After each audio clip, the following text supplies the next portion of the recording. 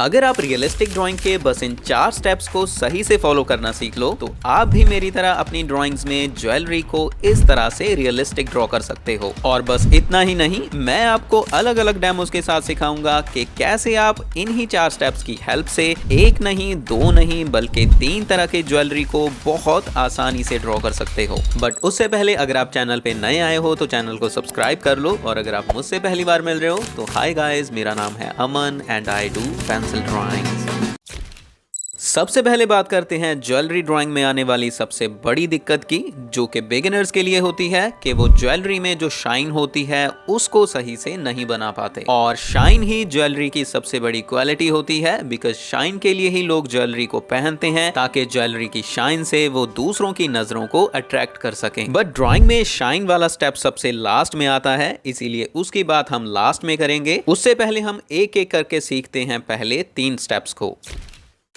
सबसे पहला स्टेप होता है आउटलाइन ड्राइंग का, जिसमें हमें ज्वेलरी के हर एक पार्ट की शेप को एंगल और पर्सपेक्टिव के हिसाब से 3D ड्रॉ करना होता है। और बिगिनर्स इस स्टेप में सबसे ज्यादा गलती करते हैं। एग्जांपल के लिए, अगर बिगिनर्स को किसी के गले में एक माला ड्रॉ करनी है तो वो इस तरह से छोटे छोटे सर्कल्स ड्रॉ करके माला बना देते हैं। अब इसमें गलती ये होती है कि वो माला को चाहे किसी भी एंगल से क्यों ना ड्रॉ कर रहे हो, वो सारे के सारे मोतियों की शेप को पूरा गोल दिखाते हैं, जो कि गलत है। अगर आप इस फोटो में देखो तो जो बिल्कुल लेफ्ट और राइट साइड वाले आखिरी मोती हैं वो तो हमें बस आधे आधे से भी कम दिखाई दे रहे हैं, तो उनको तो हमें बस उतना ही ड्रॉ करना होगा इस तरह से। उसके बाद जो बिल्कुल सामने के एंगल पे मोती हैं 3-4, बस उन्हीं की शेप हमें पूरी दिखाई दे रही है, तो उनको हम पूरा गोल ड्रॉ करेंगे इस तरह से। उसके बाद अगर आप इन 3-4 मोतियों के लेफ्ट साइड वाले मोती देखो तो ऊपर से नीचे की तरफ आते आते मोतियों की हमें पूरी शेप दिखाई नहीं दे रही, बिकॉज हर एक मोती की थोड़ी सी शेप को उसके आगे वाला मोती कवर कर रहा है, मतलब छुपा रहा है, और उसके आगे वाला मोती उसकी थोड़ी सी शेप को कवर कर रहा है। ऊपर की तरफ ये चीज ज्यादा है और नीचे की तरफ आते आते ये चीज धीरे धीरे कम होती जाती है, और यहाँ सामने के एंगल तक आते आते हमें इन 3-4 मोतियों की पूरी शेप दिखाई देने लगती है। बट उसके बाद राइट साइड भी ऊपर की तरफ जाते जाते आगे वाला हर एक मोती अपने से अगले मोती की थोड़ी सी शेप को कवर करना स्टार्ट कर देता है इस तरह से, और ये चीज ऊपर की तरफ जाते जाते बढ़ती रहती है,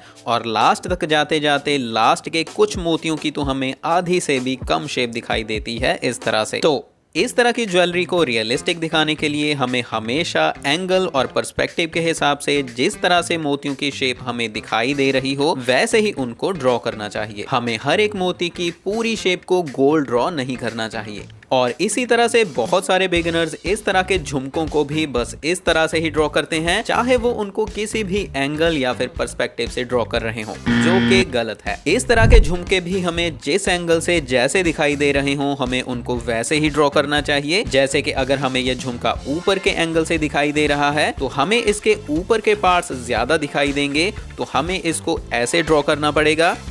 और अगर हमें यह झुमका नीचे के एंगल से दिखाई देगा तो हमें इसके नीचे के पार्ट्स ज्यादा दिखाई देंगे, तो हमें इसको इस तरह से ड्रॉ करना होगा। और इसी तरह से इस तरह की ईयररिंग्स या फिर हाथों की जो नॉर्मल रिंग होती है उसकी शेप भी हमें अलग अलग एंगल से अलग अलग तरीके से दिखाई देती है, तो हमें सबसे पहले ऐसी रिंग्स की भी 3D फॉर्म को अच्छे से समझना होगा, और उसके बाद एंगल और पर्सपेक्टिव के हिसाब से जिस तरह से हमें वो दिखाई दे रही होगी वैसे ही उसको ड्रॉ करना होगा। और अगर आप अलग अलग ऑब्जेक्ट्स की 3D फॉर्म को ड्रॉ करना सीखना चाहते हो तो आप मेरी basic to advance drawing series के इस पार्ट को देख सकते हो। इसका लिंक आपको डिस्क्रिप्शन में मिल जाएगा।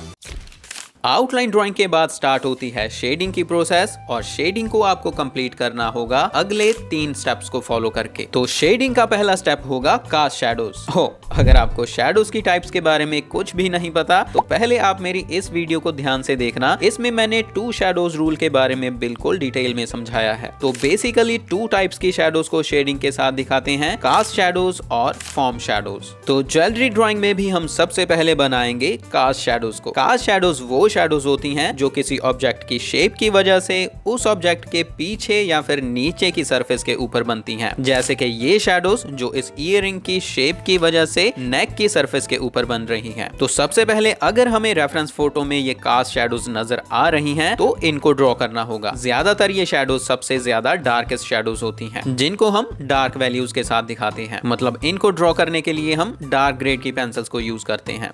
दूसरा स्टेप होता है फॉर्म शैडोज को ड्रॉ करना। ज्यादातर बिगिनर्स इसी स्टेप को मिस कर देते हैं और इसी वजह से उनकी ड्राइंग्स बहुत ही ज्यादा फ्लैट नजर आने लगती हैं। फॉर्म शैडोज वो शैडोज होती हैं जो ऑब्जेक्ट की अपनी सरफेस के ऊपर बनती हैं इस तरह से। मतलब जब किसी ऑब्जेक्ट की 3D फॉर्म की वजह से उसके किसी हिस्से पे लाइट नहीं पहुंच पाती तो उसके उस हिस्से पे जो शैडोज बनती हैं उनको बोलते हैं फॉर्म शैडोज। जैसे कि अगर आप इस नेकलेस को देखो तो इसकी शेप की वजह से इसके इस हिस्से पे लाइट कम पहुंच पा रही है, तो इस हिस्से में जो शैडोज बन रही हैं उनको बोलेंगे फॉर्म शैडोज। अगर आप इस चीज को और ज्यादा सिंपल तरीके से समझना चाहते हो तो आप मेरी 2 शैडोज रूल वाली वीडियो को जरूर देखना, लिंक आपको डिस्क्रिप्शन में मिल जाएगा। और फॉर्म शैडोज को हम ज्यादातर ड्रॉ करते हैं मिड वैल्यूज के साथ। मतलब फॉर्म शैडोज को ड्रॉ करने के लिए हमें मीडियम ग्रेड की पेंसिल्स के साथ शेडिंग करनी होगी। शेडिंग का तीसरा स्टेप होता है हाइलाइट्स को ड्रॉ करना। ज्वेलरी शाइनी होती है, मतलब चमकती है, और जैसे कि मैंने आपको पहले बताया ज्वेलरी का मेन मकसद ही यही होता है कि वो चमके और लोगों को अट्रैक्ट करे। तो अगर हमें अपनी ड्राइंग में भी ज्वेलरी को रियलिस्टिक बनाना है तो हमें अपनी ड्राइंग में भी चमक को दिखाना होगा, और चमक को हम दिखाते हैं हाइलाइट्स को ड्रॉ करके। ज्वेलरी ड्राइंग में हाइलाइट्स को दिखाने के 2 तरीके होते हैं। पहला, हम शेडिंग में चमक वाले पार्ट को बिल्कुल व्हाइट छोड़ देते हैं, मतलब खाली छोड़ देते हैं, उनमें हम शेडिंग नहीं करते। दूसरा, शेडिंग के बाद चमक वाले हिस्सों को इरेजर के साथ इरेज करके या व्हाइट जेल पेन की हेल्प से काफी व्हाइट बना देते हैं, जिससे वहां पे शाइन या फिर चमक जैसा इल्यूजन क्रिएट हो जाता है। और इसी स्टेप के साथ हमारी रियलिस्टिक ज्वेलरी ड्राइंग कंप्लीट हो जाती है। चलो अब मैं आपको डेमोज के साथ अलग अलग 3 तरह की रियलिस्टिक ज्वेलरी को ड्रॉ करना सिखाता हूँ। सबसे पहले मैं आपको सिखाता हूँ सबसे कॉमन ज्वेलरी को ड्रॉ करना, जो कि होते हैं पर्ल्स, मतलब इस तरह के मोती। इस फोटो में पर्ल सामने के एंगल से ही दिखाई दे रहा है, तो इसको ड्रॉ करना कोई मुश्किल नहीं है, इसलिए इस ड्राइंग में हम शेडिंग के स्टेप से ही स्टार्ट करेंगे। तो सबसे पहले मैं यहाँ पे ऐड करूंगा कास्ट शैडोज को, मतलब जो पर्ल के पीछे की या फिर नीचे की सरफेस पे डार्क शैडोज बन रही हैं उनको ड्रॉ करूंगा। और उनके लिए मैं कॉन्टे पेरिस की 3B पेंसिल के साथ डार्क वैल्यूज को ऐड करूंगा इस तरह से। आप डार्क वैल्यूज के लिए आपके पास जो भी डार्क ग्रेड की पेंसिल्स हो, चाहे चारकोल पेंसिल हो, उसको यूज कर सकते हो। उसके बाद मैं ब्रश के साथ इस लेयर को ब्लेंड कर दूंगा इस तरह से, और पर्ल की शेप के अंदर जो चारकोल चली जाएगी उसको नीडेबल इरेजर की हेल्प से इरेज कर दूंगा इस तरह से। उसके बाद मैं पर्ल के ऊपर ये जो मेटल का पार्ट है उसमें जो शैडोज नजर आ रही हैं उनको ड्रॉ करूंगा, और इसके लिए मैं यूज कर रहा हूँ स्टेडलर की ब्लैक 8B पेंसिल। और हाँ, आपको इतने छोटे पार्ट्स में शेडिंग करने के लिए अपनी पेंसिल्स को हमेशा अच्छे से शार्प करके यूज करना होगा। अगर आपको पेंसिल को बार बार शार्पन करना पड़े तो भी करते रहना है। उसके बाद बारी आती है पर्ल के अंदर फॉर्म शैडोज को क्रिएट करने की और हाईलाइट्स को क्रिएट करने की। तो मैं हाईलाइट्स को दिखाने के लिए हाईलाइट्स वाले पार्ट को पहले ही खाली छोड़ दूंगा, और बाकी के हिस्से में मैं HB और 2B ग्रेड की पेंसिल के साथ बेस लेयर बना लूंगा। मैं बेस लेयर को बनाने के बाद ब्रश के साथ उसको हल्का सा ब्लेंड कर दूंगा इस तरह से, और उसके बाद 4B और 6B ग्रेड की पेंसिल्स के साथ ऐड करूंगा फॉर्म शैडोज को। मतलब मैं इस पर्ल की राइट साइड पे 4B और 6B ग्रेड की पेंसिल के साथ मिड वैल्यूज को ऐड करूंगा। मुझे रेफरेंस फोटो में जैसे जैसे इस पर्ल के ऊपर शैडोज और रिफ्लेक्शंस दिखाई दे रही हैं, मैं उनको वैसे ही बनाने की कोशिश कर रहा हूं। और लास्ट में थोड़े फिनिशिंग टचेस के साथ हमारी फर्स्ट ज्वेलरी ड्राइंग कंप्लीट हो गई है। दूसरी ज्वेलरी हम ड्रॉ करना सीखेंगे इस तरह की रिंग्स को। इस तरह की रिंग्स कानों में भी पहनते हैं, जिनको वालियां बोलते हैं। तो आपको चाहे कानों की इस तरह की वालियां ड्रॉ करनी हो या फिर उंगलियों में पहनने वाली रिंग, दोनों की प्रोसेस सेम होगी। तो इसमें भी शेडिंग का पार्ट ही मुश्किल होता है, बिकॉज इस तरह की रिंग्स के ऊपर रिफ्लेक्शंस होती हैं, जिनको समझना और ड्रॉ करना बिगिनर्स के लिए बहुत मुश्किल होता है। इसलिए इसमें भी मैं आपको शेडिंग का पार्ट ही सिखाऊंगा। तो सबसे पहले यहाँ भी मैं कास्ट शैडोज को ऐड करने करने से ही स्टार्ट करूंगा। कास्ट शैडोज को ड्रॉ करने के लिए मैं स्टेडलर ब्लैक 8B ग्रेड की पेंसिल यूज कर रहा हूं। जहां जहां मुझे कास्ट शैडोज नजर आ रही हैं, वहां वहां मैं डार्क वैल्यूज को ऐड कर दूंगा इस तरह से।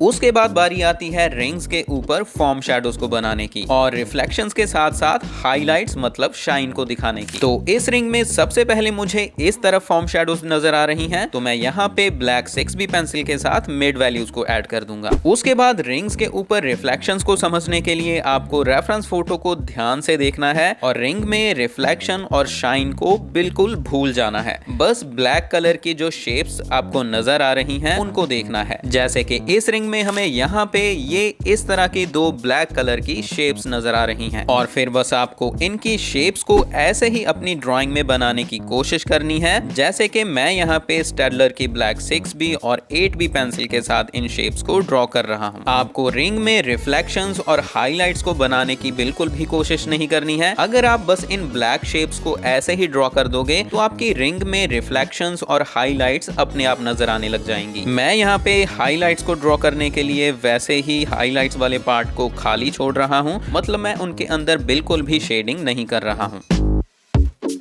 और फिर सेम इसी प्रोसेस को फॉलो करके मैं सेकंड रिंग में भी शेडिंग कंप्लीट कर लूंगा और डार्क वैल्यूज में मैं 6B और 8B ग्रेड की पेंसिल के साथ करेक्शंस करता रहूंगा जब तक मैं अपनी ड्राइंग को रेफरेंस फोटो के साथ मैच ना कर लूं।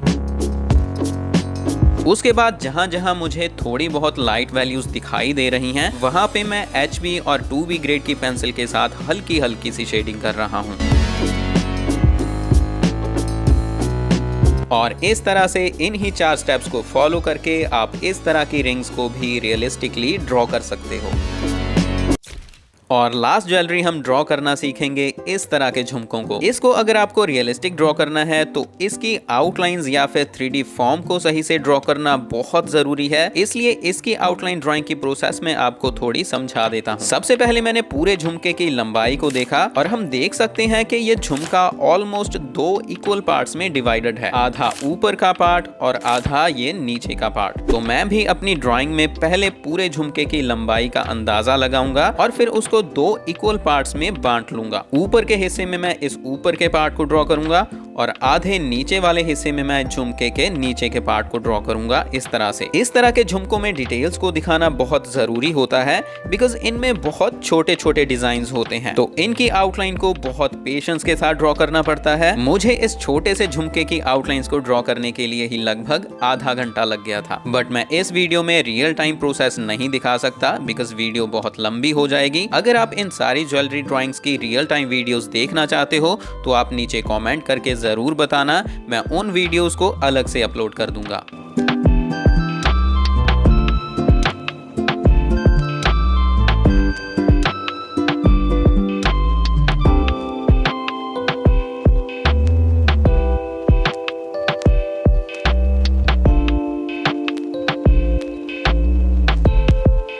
तो आउटलाइंस को ड्रॉ करने के बाद मैं इनको नीडेबल इरेजर की हेल्प से इरेज करके थोड़ा थोड़ा हल्का कर लूंगा इस तरह से। और फिर यहाँ भी मैं पहले स्टेप में ऐड करूंगा कास्ट शैडोज को। उसके लिए मैं कॉन्टे पेरिस की 3B पेंसिल और स्टेडलर ब्लैक 6B और 8B पेंसिल यूज कर रहा हूँ और धीरे धीरे लेयर्स बना के इस तरह से मैं कास्ट शैडोज को ऐड कर दूंगा।